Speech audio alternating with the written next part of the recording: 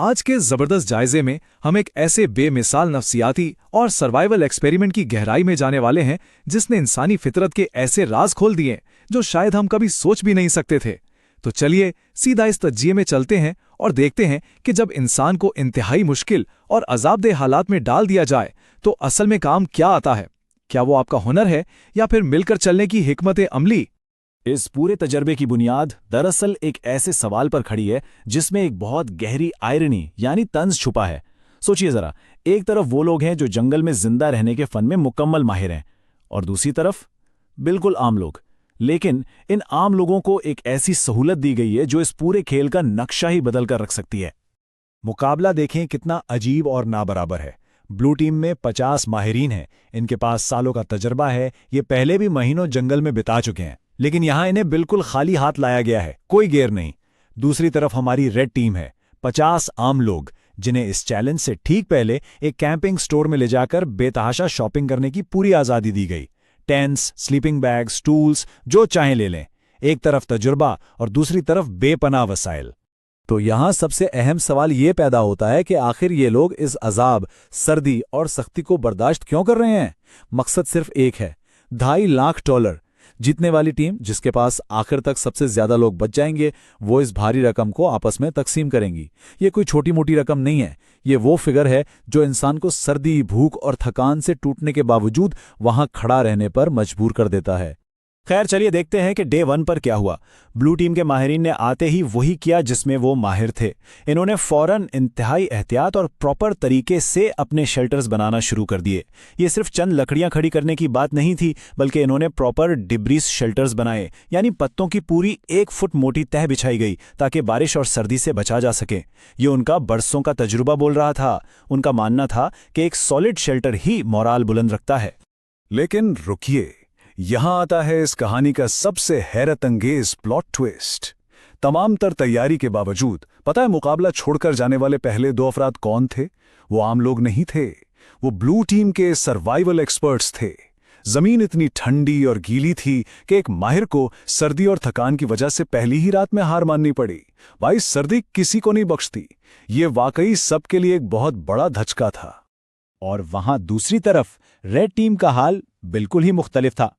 जब माहिरीन जमीन पर सर्दी से ठिठर रहे थे और टैप आउट कर रहे थे, ये आम लोगों की टीम अपने स्टोर से खरीदे गए बच्चों वाले छोटे छोटे टेंट्स में सुकून की नींद सो रही थी। इन्होंने अपने एडवांटेज का पूरा फायदा उठाया और पहली रात मजे से गुजार ली। सुबह जब ये उठे तो बिल्कुल फ्रेश थे। दिन आगे बढ़ते हैं। चलिए डे 4 का हाल देखते हैं। दोनों टीम्स की खुराक का मुवाजना किया जाए तो हालात और भी मजिया हो जाते हैं। ब्लू टीम ने दरिया में मछली के ट्रैप्स लगा दिए थे और जंगल से बीज तलाश कर रहे थे। कुछ लोगों ने तो खाना छुपाना भी शुरू कर दिया था, जबकि रेड टीम, वो लोग अपनी लाई हुई स्वीट्स, पार्टी मिक्स और चुकंदर खाकर गुजारा कर रहे थे। उनके पास फिशिंग रॉड जरूर थी, पर हुनर ना होने की वजह से वो दरिया से सिर्फ कचरा निकाल रहे थे। लेकिन इस तजर्बे का सबसे डार्क और हैरत अंगेज हिस्सा तब सामने आया जब ब्लू टीम में खुफिया हरकतें शुरू हुई। एक माहिर ने खुद कैमरे पर इकरार किया कि उसने दूसरों की नजरों से बचाकर जंगल में खाने के कैशेस छुपा दिए थे। ये नफ्सियात का एक अजीब पहलू है। जब वसाइल कम होते हैं तो माहिरीन अपनी जाती बका यानी पर्सनल सर्वाइवल के लिए अपनी ही टीम के लोगों से खाना चोरी करने लगते हैं। पैरानोया बढ़ रहा था। यहां से इन दोनों कैंप्स के दरमियान का फर्क बिल्कुल वाज़ेह और साफ होने लगता है। एक तरफ ब्लू टीम है जहां ईगो, शक और बेएतमादी अपने उरूज पर थीं। लोग अपने ही बनाए गए शेड्स में खाना छुपा रहे थे। और दूसरी तरफ रेड टीम थी जिन्होंने एक शेड कम्युनिटी पेंट्री बना ली। भले ही वहां खाने को सिर्फ एक सेब बचा था, लेकिन उन्होंने उस सेब के छोटे छोटे टुकड़े किए और आपस में बांटा। ये कम्युनिटी स्पिरिट का एक बेहतरीन मुजाहिरा था। खैर, गेम आगे बढ़ती है और मिड गेम में एक जहनी आजमाइश आती है। इसे द 50 कैन चैलेंज का नाम दिया गया। ये पूरा साइकोलॉजिकल टॉर्चर था। दोनों टीम्स को खाने से भरे पूरे 50 कैन्स दिए गए। रूल ये था कि इन्हें 72 घंटे तक अपने पास रखना है। जो टीम सबसे ज्यादा बंद कैन्स वापस करती उसे इनाम मिलना था, और अगर टाई हो जाए तो किसी को कुछ नहीं मिलना था। कई दिनों से भूखे लोगों के सामने खाना रखकर ना खाने का कहना, सोच लीजिए ये कितना मुश्किल होगा। इस अजाब से निपटने के लिए दोनों टीम्स की स्ट्रैटेजीज बिल्कुल मुख्तलिफ थीं। ब्लू टीम ये बात जानती थी कि भूख किसी से भी ये कैंस खुलवा सकती है, इसलिए उन्होंने कैंस लिए और सीधा जमीन में दफन कर दिए। Out of site, out of mind. जबकि रेड टीम ने अपने कैंप में इंतहाई सख्त उसूल बनाए। Pure discipline. उन्होंने तय किया कि चाहे जो हो जाए कोई भी इन कैंस को हाथ तक नहीं लगाएगा।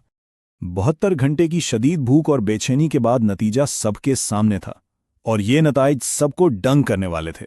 ब्लू टीम और रेड टीम दोनों ने ये खतरनाक थकान बर्दाश्त की, और वापस किए गए कैंस की तादाद थी पूरे 50। जी हां, दोनों टीम्स में से किसी एक बंदे ने भी एक भी कैन नहीं खोला था। ये इंसानी विल पावर का एक जबरदस्त लेवल था। लेकिन यही इस तजर्बे का सबसे तकलीफदेह और दिल तोड़ देने वाला हिस्सा था। इतनी शदीद भूख और इतना ज्यादा जब्त दिखाने के बावजूद टाई होने की वजह से रूल्स के मुताबिक किसी भी टीम को कोई इनाम नहीं मिला, एक सिंगल बाइट भी नहीं। ये उन लोगों के लिए एक जोरदार गट पंच था। रेड टीम की उम्मीदें टूट गईं, और इस वाक़े के फौरन बाद कई लोग हिम्मत हारकर गेम छोड़ गए। अब थोड़ा गौर करते हैं ब्लू टीम के अंदरूनी हालात पर, जहां सिचुएशन मजीद खराब हो रही थी।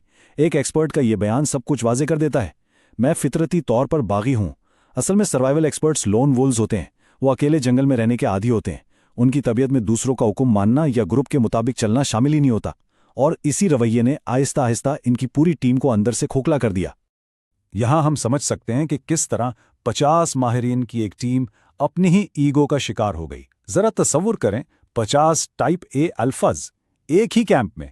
खाना छुपाना, बर्तन कौन धोएगा इस पर लड़ाई करना, कंट्रोल के लिए टकराव, इन सब चीजों ने उनका जीना अजाब कर दिया। कई लोगों ने तो सिर्फ इस ट्रस्ट इशू की बुनियाद पर मुकाबला छोड़ दिया कि उन्हें लगता था उनके ही साथी उनका खाना चोरी कर लेंगे। इसके बिल्कुल बरक्स रेड टीम की कहानी एक उम्मीद की किरण थी। जब उनकी मेन शेफ हिम्मत हारकर चली गई तो नए लोगों ने खाना बनाया जो कि इंतहाई बदमजा था। लोगों की तबीयत खराब हो गई, लेकिन फिर भी उन्होंने एक दूसरे पर गुस्सा नहीं किया। बाकी बचने वालों ने चुपचाप आगे बढ़कर फर्ज अंजाम दिए। उन्होंने साबित कर दिया कि जब हालात संगीन हो तो मिल बांट कर चलना और कम्युनिटी का साथ होना ही असल ताकत होती है। चलिए एक नजर इस पूरे आजाब की टाइमलाइन पर डालते हैं। पहले दिन से जमा देने वाली सर्दी, फिर चौथे दिन आम लोगों के मजे मजे के स्नैक्स का बिल्कुल खत्म हो जाना। 8वें दिन पूरे 5 घंटे तक ऐसी शदीद बारिश हुई जिसने दोनों कैंप्स को पानी पानी कर दिया और सबका मोराल तोड़ दिया। और इन सब से गुजरते हुए आखिरकार लोग पहुंचे दिन 14 पर, जहां सबसे बड़ी आजमाइश द बॉक्स चैलेंज उनका इंतजार कर रही थी। दिन 14 का ये बॉक्स चैलेंज वाकई एक मास्टर क्लास थी नफ्सियाती टेस्ट की। रूल सिंपल थे। दोनों टीम्स के सामने एक जैसे बॉक्सेस आएंगे। जब आइटम दिखाया जाए, जो टीम पहले बटन दबाएगी आइटम उसका, दूसरी टीम फारिग। लेकिन इसमें एक जबरदस्त कैच था। अगर दोनों टीम्स खुद पर काबू रखें और हर बॉक्स को रिजेक्ट कर दें तो आखिर में उन्हें वो सारी चीजें मिल जाएंगी। प्रिजनर्स डिलेमा का एक रियल लाइफ वर्जन। और इन बॉक्सेस के अंदर जो चीजें थीं वो ऐसी थीं कि मुर्दे में भी जान डाल दें।